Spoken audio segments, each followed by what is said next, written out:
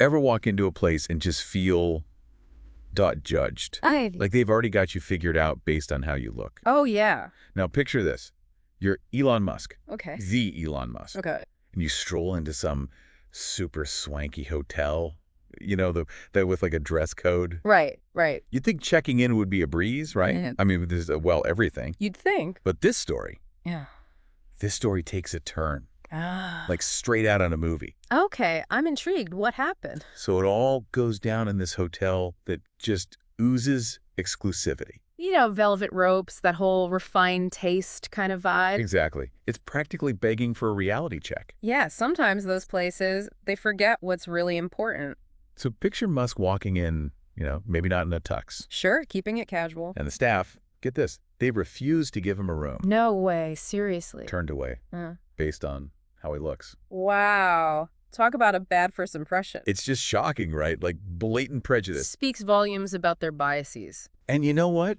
It sets off this whole chain of events you wouldn't believe. It's like they lit a fuse. Seriously. Now, you'd expect someone like Elon Musk with his, you know... Personality. Exactly, to like blow up, make a scene. Yeah, totally. But, and here's the twist, he doesn't. He just walks away. Really? So what happens next? That's where things get interesting. Okay, I'm all ears. Because the next day, Musk comes back to that hotel. You went back. He goes back, but not as a guest. Uh-oh. Nope. He comes back as the owner. Hold on. He bought the hotel. Bought the whole thing. Talk about a power move. Whoa! I did not see that coming. Nobody did. It was like something out of a movie, like I said. That's a pretty bold statement. Bold is putting it mildly. This wasn't just about getting a room anymore. It was bigger. Oh, yeah. This was about making a point. Exactly. Sending a message like, don't judge a book by its cover. I mean, it certainly got people's attention. Oh, you bet it did. Oh. But what did he deal with the hotel? Like, did he fire everyone? Well, from what I've read, he didn't go on a firing spree. It was more about fixing the problem, you know, at the root. Okay, so what, like sensitivity training or something? Yeah, he made diversity training mandatory for all the staff. And he restructured the management. So instead of revenge, he tried to change the system. Smart, actually. Right. It's about addressing the bigger picture. More effective in the long run, you know. Definitely a more thoughtful approach. Although, whether it led to lasting change, well, that's a different story. That's true. We don't really know the long-term impact. But one thing's for sure.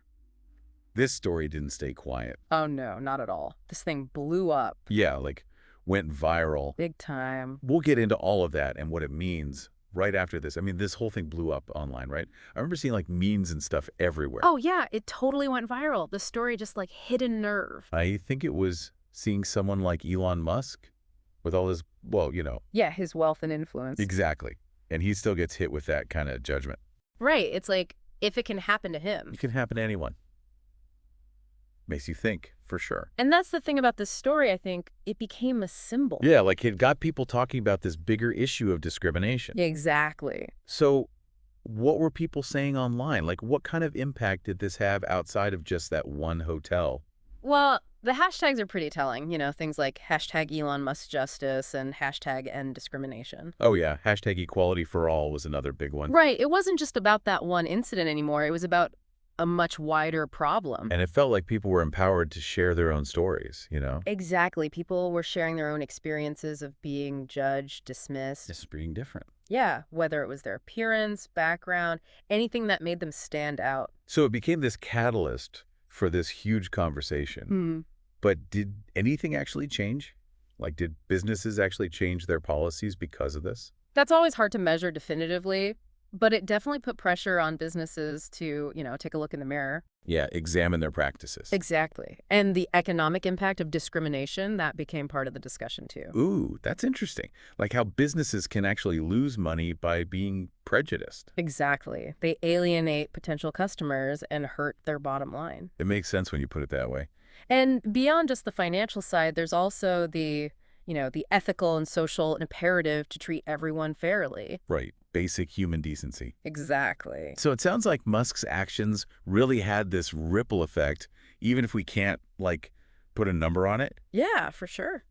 But going back to the hotel, I'm still kind of hung up on the staff. Oh, yeah. What happened to them? We know Musk made changes, but did those staff members understand why? It's hard to know what was going on in their heads. I mean, imagine being in their shoes. You turn away this guy and then bam, he's your boss. Talk about awkward. I'd be mortified. Did they feel remorse? Did they learn from it? Big questions, right? About accountability, second chances. It really makes you think, did they get the gravity of their actions? Did the diversity training stick? Or were they just resentful? So many possibilities. And it gets me thinking, what would I do if I were in Musk's shoes? Yeah, it's a tough one. Would I be so, generous?